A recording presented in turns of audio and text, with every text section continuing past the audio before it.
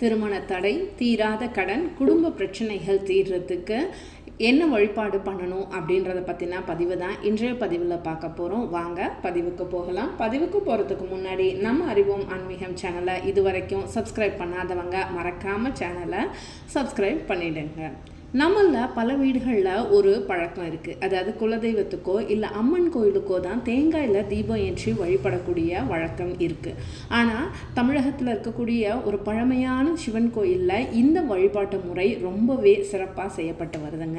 அந்த திருக்கோயிலுக்கு ஒரு முறை நீங்கள் போயிட்டு வாங்க. உங்களோட கஷ்டங்கள் அனைத்தும் தீர்றதுக்கு சிவபெருமான் முழு அருளும் புரிவார். சிவன் கோயிலில் தேங்காயில் நெய் ஊற்றி தீபம் இட்டு வழிபடும் வழக்கம் இருக்குது. இப்படி வழிபடுறதுனால வீட்டில் செல்வ வளம் பெருகும் அப்படின்றது பக்தர்களோட நம்பிக்கையாக இருக்குது.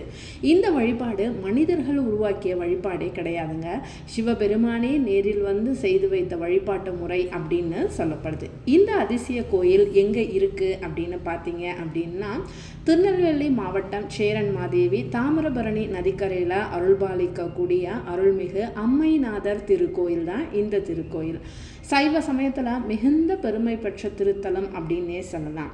இந்த திருத்தலம் நவ கைலாயங்களில் 2வது கைலாயமாகவும் சந்திர பகவானுக்குரிய பரிகார தலமாகவும் இந்த தலம் போற்றப்படுதுங்க. இந்த தலத்தில் அம்பாள் ஸ்ரீ ஆவுடை நாயகி அம்மன்னு சொல்லப்படுறவங்க. இங்கே பக்தியோடு நீங்கள் தேங்காயை உடைச்சி நெய் தீபம் ஏற்றி வழிபட்டீங்க அப்படின்னா குடும்பத்தில் செல்வ வளம், மன நிம்மதி மற்றும் இறையருள் பெருகும் அப்படின்னு தலைமுறையாக இங்கே பக்தர்களால் நம்பப்பட்டு வருகிற ஒரு ஐதீகம். நான் ஏற்கனவே சொன்ன மாதிரி எந்த கோயிலுக்கு நீங்கள் போனீங்கன்னாலும் அபிஷேகத்துக்கு, அதாவது வீட்டில் கடன் பிரச்சனை, தீராத ஏதாவது ஒரு கஷ்டம் வந்துக்கிட்டே இருக்குது அப்படின்றவங்க கண்டிப்பாக பாலும் அரிசி மாவும் கொடுங்க. எந்த தெய்வமாக இருந்தாலும் சரி, முருகன் கோயிலுக்கு போனாலும் சரி, அம்மன் கோயிலுக்கு போனாலும் சரி, விநாயகருக்கு போனாலும் சரி, சிவனுக்கு போனாலும் சரி, எந்த ஒரு கோயிலுக்கு போனாலும் அபிஷேகத்துக்கு பாலும் அரிசி மாவும் கொடுத்தீங்க அப்படின்னா கண்டிப்பாக வீட்டில் இருக்கக்கூடிய கடன் பிரச்சனை தீரும். அது இல்லாமல் ஏதாவது ஒரு கஷ்டம் வந்துக்கிட்டே இருக்குங்க, இப்போ தான் கொஞ்சம் நிம்மதியாக இருக்கலான்னு பார்த்தா அடுத்தது அப்படின்னு நினைக்கிறவங்க இந்த அபிஷேக பொருளை வாங்கி கொடுங்க. அதே மாதிரி இந்த திருத்தலத்துக்கு ஒரு முறை போய் தேங்காயில் நெய் தீபம் இட்டுட்டு வாங்க. கண்டிப்பாக உங்களுக்கு கை மேலே பலன் இருக்குங்க. இந்த திருக்கோயிலில் வந்து செல்வ வளர்த்த அருளும் இந்த திருக்கோயில் அப்படின்ற பெருமை இந்த திருத்தலத்துக்கு இருக்குங்க. அதாவது இங்கே டெய்லி என்ன வழிபாடு நடக்கும் அப்படின்னா, சுவாமிக்கும் அம்பாளுக்கும் அபிஷேகம் செஞ்சு, அம்பாளுக்கு மாதுளம் பழச்சாறில் அபிஷேகம் செஞ்சு, அம்பாள் சன்னதிக்கு முன்னாடி ஒரு தட்டில் அரிசியை பரப்பி உடைத்த தேங்காயில் நெய் ஊற்றி தீபம் ஏற்றி வழிபடுவாங்க.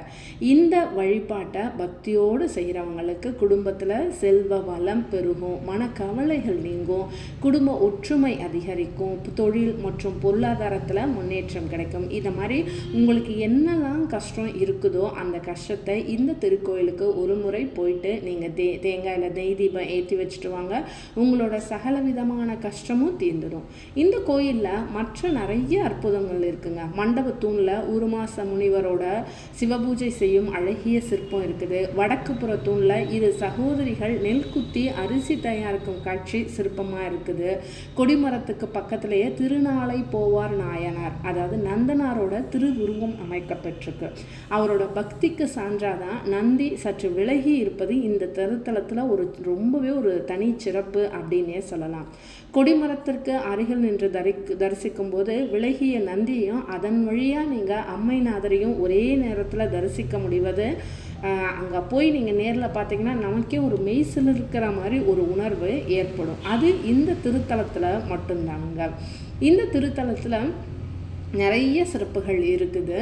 கோயிலில் அரச மரத்துக்கு கீழே இருக்கக்கூடிய சிவலிங்கம் தான் இருந்தது. அந்த பகுதியில் வாழக்கூடிய 2 சிவ பக்தியில் மிகுந்த சகோதரிகளோட நினைவாக தான் இந்த பரிகாரம் செய்யப்பட்டு வந்துட்டுருக்குதுங்க. இந்த பரிகாரத்தை நம்மளும் செஞ்சுட்டு வந்தோம் அப்படின்னா கண்டிப்பாக நம்மளோட குடும்ப வறுமை நீங்க பெற்று குடும்பத்தில் செல்வ வளம், மன நிம்மதி, தீராத கடன் எல்லா பிரச்சனைகளும் தீர்ந்து நமக்கு ஒரு நல்லபடியான ஒரு வழி கிடைக்கும். கண்டிப்பாக இந்த வழிபாட்டை நீங்களும் ஒரு முறை இந்த சிவ ஆலயத்துக்கு போய் செஞ்சுட்டு வாங்க. வீட்டில் இருக்கக்கூடிய கஷ்டங்கள் அனைத்தும் நீங்க பெறுவீங்க. இந்த பதிவு உங்களுக்கு பிடிச்சிருக்குன்னு நம்புகிறேன். பதிவு பிடிச்சிருந்துச்சுன்னா மறக்காமல் நம்ம அறிவோம் ஆன்மீகம் சேனலை லைக் பண்ணுங்கள், கமெண்ட் பண்ணுங்கள், ஷேர் பண்ணுங்கள். மறக்காமல் சேனலை சப்ஸ்கிரைபும் பண்ணுங்கள். மீண்டும் மற்றும் ஒரு ஆன்மீக பதிவில் நான் உங்களை சந்திக்கிறேன். உங்களுக்கு ஏதாவது ஆன்மீக தகவல் வேணும்னா மறக்காமல் கமெண்ட் செக்ஷனில் கமெண்ட் பண்ணுங்கள். வாழ்க வளமுடன்.